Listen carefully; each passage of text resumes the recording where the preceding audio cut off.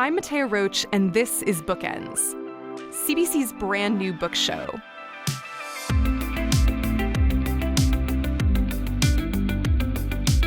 Today on the show, I'm talking to Canadian writer Heather O'Neill. She's here to discuss her latest novel, The Capital of Dreams.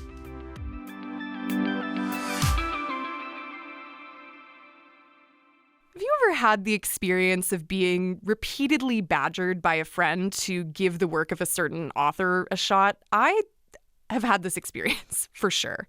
I've practically been chased out of one of my friend's apartments before with her brandishing a copy of one specific author's book and saying, "You've got to read this." Well, that author for me was Heather O'Neill.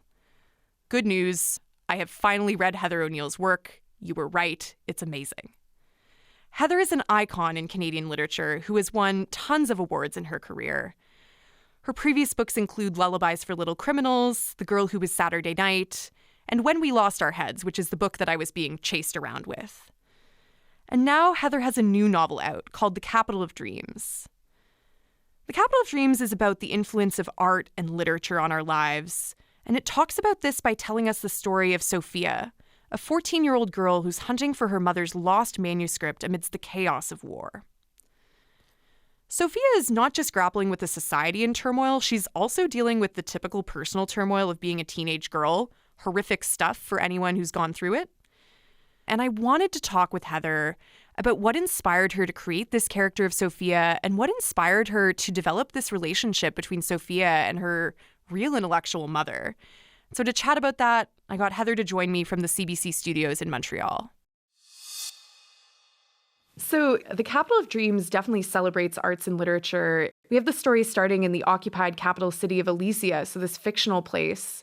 What's this place like for folks that haven't read this book yet?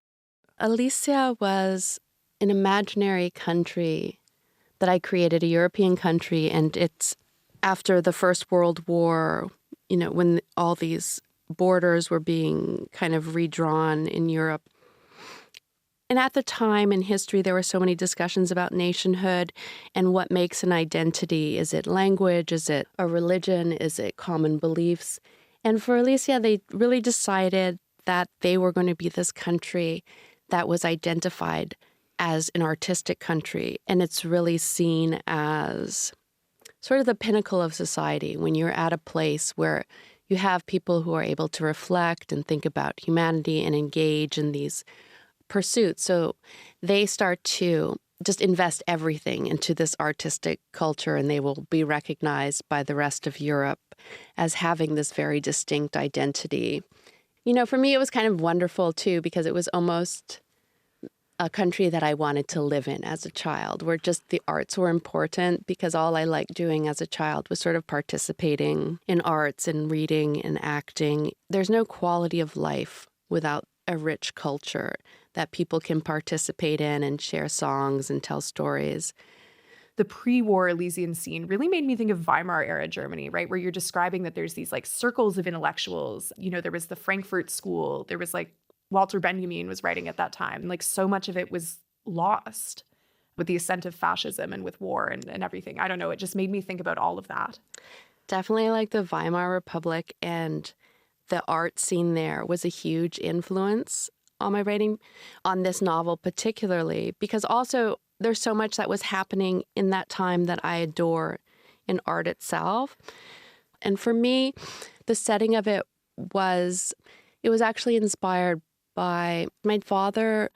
He couldn't really read or write. He had dyslexia, so at the time he just left school at grade 3. But he was this magical oral storyteller, and he raised me by himself, and he was like this tough gangster guy. But he would always, at night, tell me the most ludicrous tales about his life or people in his life. And so it was always, whenever I asked about the war, it was either him or one of his brothers in the most peculiar situation. And they were very childish stories. They kept meeting magical beings or trolls who would shoot them, or, these incredible women who would just hide them and sing them songs. So it was all kind of make-believe, but I would follow this map, the map of what I imagined as a child with my dad telling me the story about him and his uncles in the war. was sort of the landscape that I originally created for the novel. And then I built like a country around it to have some sort of explanation of where they all were. Mm-hmm. There's so much richness there. And also just sort of character of an old guy storyteller. My grandfather's the same way. He was never in any war, but he did travel a lot as a young man. And then, you come back and you can tell kids all these stories and no one has any idea how to determine what's real and what's fake. Oh, I know. That's one of the things I dislike about the information age, how it has kind of taken away that you can't lie in the same way. And I think that was so much part of raising children. You would just create this persona for yourself. You have your own failings, but your children, you sit there and you tell them these marvelous adventures of which you are the hero of this great mythology. And I think that's so important to children because through those stories, you're also imparting your values to them and the metaphors that you think are important. So speaking of storytelling, like storytelling is so important to the characters in this novel. At the beginning of The Capital of Dreams, we meet Sofia and she's 14 years old. She's our protagonist. We're seeing the world through her eyes. But we also meet her mom, who is at the very center of the art world in Alisia. And she's one of the enemy country's absolute most wanted. So why is Clara, Sofia's mom, so important and dangerous from the enemy's eyes? Well, she really kind of represented a Simone de Beauvoir type for me. And one of the inspirations, like when I was creating her character, I was like, what would it be like if Simone de Beauvoir actually had a child she had to raise? Because she had been so vocal about not wanting children. And also she had said, you can't be an existentialist if you have a child. And so I was like, well, what if she ended up with a child? Like, what would that sort of relationship be like? But Clara Bottom, for me, was such a wonderful character because she's so vocal about feminist rights and she's sort of the first, famous feminist in her country.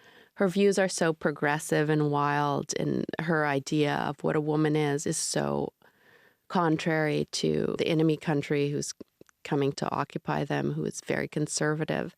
So she becomes one of the people on their most wanted list. But one of the things I love about Clara is that she just adores the fact that she is the most wanted one because she has such an incredibly healthy, grandiose ego. Like when she talks about herself, that was part of the novel where I was actually laughing when I wrote it. I mean, as an artist, you're always supposed to be humble, but writers actually at home and to themselves are it's such a narcissistic act, the idea that your thoughts are so important. You must share them with as many people as possible in this world. And so it takes a huge amount of arrogance. So Sofia, although the rest of the world doesn't see this part of Clara, she just watches Clara at home like her mother, just waxing poetic on her own successes and grandeur, even though for her daughter, it is obviously incredibly obnoxious at times. Yeah, the Simone de Beauvoir analogy is really interesting to me because de Beauvoir and Sartre and all these other French existentialists all also lived through a war and were present for the German occupation of Paris. And their art was really important as a form of resistance. Was that something you were thinking about when you were writing? Yeah, Simone de Beauvoir and Samuel Beckett was also a very large influence on this book. A lot of them were writing underground, and it's like their art, even though some of it couldn't be published during the war, the art itself began to speak to the fact that there was this enormous trauma that had happened. And that was one of the reasons I've always liked absurdist plays. There's something in the language that speaks to trauma. And I remember first discovering Waiting for Godot when I was 12. And I think because I had gone through so much trauma by that age, and there was something about the brokenness of the language and the throwing in of ideas and the absurdity and the pointlessness. It spoke to me as a child. And then one of the ideas I was thinking about a lot when I started writing this book was, how do children express trauma, or how do you even describe abuse when you haven't been given the language for it? I lived with my mother, and when I was 7 years old, she sent me to live to Montreal and just basically never to see her again. She just abandoned me and sent me to live with my father, who I didn't know. And he was so rough and abusive, and would have these, I have all these wonderful tales about him, but he would also have these violent rages. But then how do I even speak about it? I was thrown into this world, but I didn't have language to articulate it. All I had was the language of fairy tales and talking lions and the metaphors of elves. So I like the sort of experience of, Sofia trying to find a language that she can express the trauma of what's happening. And I was using absurdist plays because they also always treat the idea, how does one go about life when you just know these horrible things have happened? How do you even, mop the floor without weeping? A couple years ago, you wrote this essay, Light Bright Times Square, about you balancing your ambitions as a writer with also being a mother. And I guess I want to know maybe more about that, because you've spoken a bit about your parents, but you also became a mother quite young and experienced like a lot of challenges there. What was it like, I guess, navigating raising a child while also trying to pursue a career as a writer and kind of living out, I guess, in many ways, the tension that Clara experiences in this book? So because I had a mother who essentially abandoned me because they said they wanted to go and work on their art to be a great artist, and you couldn't do this with a child. So that was also in my head. And I read Simone de Beauvoir and I was in university and I thought motherhood was so incompatible with a certain type of creativity and intellectual life. But nonetheless, I had this child.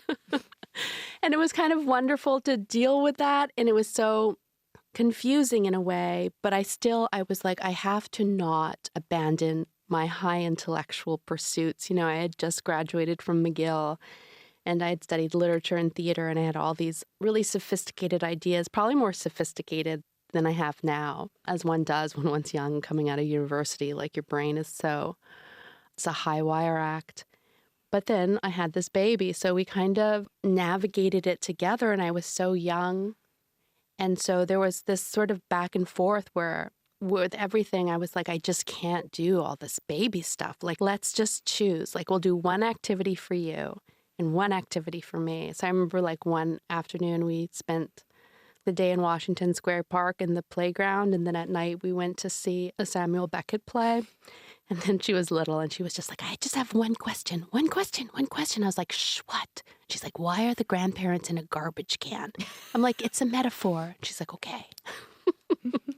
But then it really having that, then I always sort of say that somehow my writing ended up being like a cross between Dr. Seuss and Jean Genet, because I had these parallel preoccupations where at night I would just be exploring like the idea of transgressive writing, which really appealed to me, and the idea of turning like filth into something marvelous. And that's where the great art comes from. This was something I really believed. And then I had this little girl who was like, okay, shall we play fairies in the park? And I'm like, certainly, let's go. So it added this almost natural fairy tale kind of strange subtext. And that kind of stayed in my work. And I've always really liked that sort of play between childhood and these great injustices. To what extent, I guess, did that influence the way that you wrote this relationship between Sofia and Clara in this book versus like when I hear you talk about your experience with your mother, where your mother kind of, there's this view of having a child as a burden that stops you from self-actualization. That seems to me kind of more like what Clara sees having a kid as in this book. How did these two very different experiences of a mother and daughter relationship manifest in your work? Like everything kind of goes in there. So Clara's not that invested a mother. She just has someone else raising Sofia, and she is constantly critical. That was so much the feeling I had, like what I remembered from my mother, like that I hadn't felt loved at all. And I felt that she thought I was an unworthy companion in life, and she had just rejected me for not being, I don't know, cool or edgy or, whatever. I mean, I was 7. I couldn't really participate in the artistic milieu of New York or wherever she wanted to go. It was different times. She was also gay. That was part of her. And she had come out after she had me. There was just so many sort of strange ways that I didn't fit into her idea of what a woman was. And you couldn't ever even be open about being critical about the idea of motherhood or having regrets or disliking it. So perhaps if it was a different time, she might have navigated it differently. But I mean, I doubt it. She was always going to leave me. But I feel that Clara is different than my mother because Clara actually is sort of doing her best to raise her. Mm-hmm. I know your previous novels, a lot of them centered on sort of the motherless child figure, similar to what we see in a lot of fairy tales, right? Where kids are orphans or they're otherwise abandoned, or there's some sort of reason why the mother's not in the picture. And this is the first time you've actually had a mother figure in one of your novels. I guess I'm wondering, is there a reason why you felt moved to include that kind of a character at this point in your life and at this point in your career as a writer? It's strange because I don't always think about what the book is going to be. It just, I work on it and it builds itself. And I remember I handed in The Lonely Hearts Hotel to my editor and she said, it's another book with motherless children. And I was like, oh, not again. I forgot the mothers. I was like, note to myself, like, put a mother in once in a while. But actually, Clara, it's funny because sometimes I put these characters in the book and I want them to be secondary, but they absolutely refuse to be secondary characters in any way. And they just become bigger and bigger. And part of creating Clara was also that I had never had any middle-aged women in my book or older women. And because, I was moving up towards 50 and I'm 50 now. And it's just this major time of renaissance and power for women. And I just wanted a character who kind of embodied that, like a woman who just owns coming into her age and has all these accomplishments. And she's just so proud of them. The character that we see, I would say the next most often to Sofia in this book, though, is actually this talking goose. Mm-hmm. So Sofia, she boards this children's train that's supposed to take Elysian children out of the country, kind of giving like kinder transport vibes, or when English children were sent out of London during the Blitz, like was what it reminded me of. Mm-hmm. This train is actually a trap and she escapes, but she loses this manuscript and then she befriends this talking goose. I saw myself in this goose. I was like, this goose was me when I was a teenager. Like, I just wanted to get out of home and make something of myself. Oh, yeah. The goose is like, it's hilarious. It just, for me, it was the way that, teenage children, when they try and talk about philosophical ideas, and it's almost like I remember as a teenager, you kind of have to go away from adults because they're just like, what are you guys? No. And it's like, leave us alone, okay? We're going to play at being intelligent over here and discuss this book or whatever idea.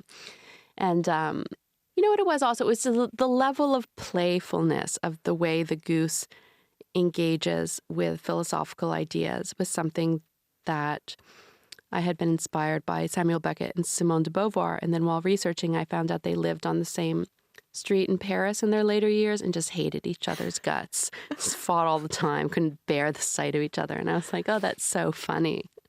Those two contradictory characteristics, and I put them into one character. And it's like, of course, he's like always wild and like angry and funny, but also touching, like the fact he's always insecure when people talk about swans, because swans are sort of more metaphorical and swans end up in poetry, but he's a goose, so he has these highfalutin ideas about himself, and yet he's associated with domesticity and farm animals. And there's something sometimes when people who have these great egos and they're obnoxious, but you can't bear to see them broken because it's so like, oh, I don't want to see their charade. I don't want to pull the curtains on my friend who's the wizard. It's like the fact that they're kind of so proud of themselves makes it so much worse to see them fall, right? Because it's such a farther way to fall. It's so unbearable.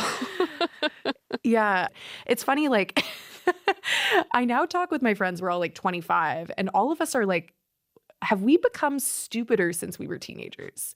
Because we feel so much less sure of our own intellect. And I think actually the answer is that teenagers are very full of themselves because they're thinking for the first time and they haven't read enough to realize that other people have already had these thoughts. And so they think they're so brilliant. And I feel like Sofia and the goose are both kind of, the goose really embodied that for me. And it's like a philosophical laboratory on the road with those two. Yeah, the two of them, it's like they're the first beings that take one another seriously, no matter how crazy. Yeah. This isn't your only work that incorporates these kinds of themes. I would say that the fantastic and sort of this magical realism permeates a lot of your previous work as well. Is there anything that you feel draws you in particular to these stories beyond just the fact that they permeate our culture? And I think a lot of people grow up, hearing fairy tales or having these sort of storybook collections. At some point, the older I get, the more I just believe in magical things and that animals can talk and that there are fairies hiding under the table and doing, different services for me. So I don't know, maybe I'm just going mad as I get older. But there's more magic within my works because my belief in it just has become stronger and stronger, where one would think as getting older you would believe less in magic. But the older I get, I'm like, I just believe in everything now. So we see that by the end of the war, the enemy hasn't wiped out Elysian art and culture. It sort of still lives in these oral traditions and in the memory of people in the country. What do you think Sofia believes or maybe realizes about the nature of art and of good, impactful art by the end of this book? The fact that, it does change and there's things that evolve. And I think it's just this idea that I think it's the voice of the people. I was reading a story in the Warsaw Ghetto right before it was liquidated that people were hiding their stories, and they were writing little stories and would hide them so that after the war someone might dig them up and find them. And years later they started finding these little stories in bricks. Sofia sees herself as, even in exile, even without the mother's manuscript, she's still the seed of Alisia or whatever it was, and wherever she plants it herself, all those ideas will spread and affect the other art around it. Yeah, there's this sort of expression, I think, at the end of the value of you have the high culture represented by Clara. You have folk culture, the oral history, the fairy tales, the amateur art, right? Sofia is like a clarinet player, and she says, I maybe don't remember these songs exactly perfectly, but now the sort of errors that I make are just going to become part of the song because it's how I remember it, and that's how the culture is living. And I think that that's very beautiful and so important. Oh, yes. I like art that's not perfect. I like that it's, broken. I like that someone can't properly play the clarinet. There was a line in a Nouvelle Vague film where they're listening to an imitation of a singer who's imitating Marlene Dietrich, and the character says, the imitators are always actually better, but they don't have the baggage. And it's something about the baggage of artists and countries and people that make art so wonderful. What a beautiful note to end this on. I love where we kind of left this conversation. Thank you so much for joining me, Heather. Thank you. That was Heather O'Neill. Her latest novel is called The Capital of Dreams.